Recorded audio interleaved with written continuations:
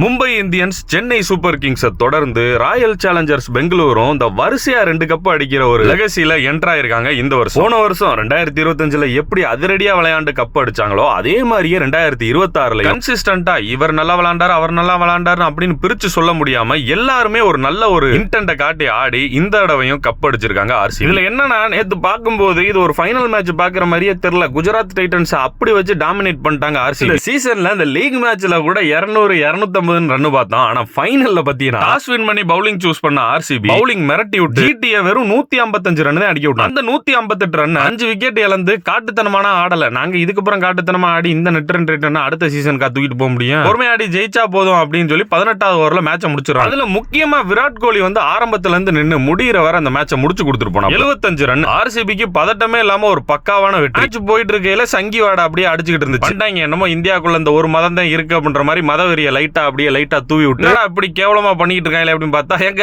என்ன விவரம் தெரியாம பேசிக்கிட்டு இருக்கீங்க, எந்த ஸ்டேடியத்தில் நடக்குது அப்படி கேட்டா ஆமா இல்ல நரேந்திர மோடி ஸ்டேடியமா அப்ப இருக்கத்தையும் செய்யும். ஐபிஎல் பாத்துக்கிட்டு இருக்கேன்னா அந்த சத்குருன்னு ஒருத்தர் இருப்பானே அவனோட சிவராத்திரி ஃபங்க்ஷனை பாத்துக்கிட்டு இருக்கேன்னா எனக்கு கொஞ்ச நேரம் சந்தேகம் வந்துருச்சு. இவங்க தனிப்பட்ட நிகழ்ச்சி நடத்துற மாதிரி கிரிக்கெட்டரா அது ஒரு ஸ்போர்ட்ஸ்டா அதுல ஏன்டா மதத்தை கொண்டாந்து திணிக்கிறிய சொன்னா நம்மள கடிக்கிறதுக்கு சங்கி கூட்டம் காவுகாவுன்னு வருவாங்க. அந்த நாயை சூனு துரத்திட்டு நம்ம மேட்சுக்கு இந்த 2026ல ஆர்சிபியோட வெற்றியை பார்த்தோம்னா சார்பட்டா பரம்பரையில கடைசியில பாத்தீங்கன்னா ராமே வந்து கபிலனை பார்த்து இது யாராலையும் புறக்கணிக்கவே முடியாத வெற்றியா அப்படின்னு சொல்லுவாங்க. அது மாதிரி தான் இருந்துச்சு.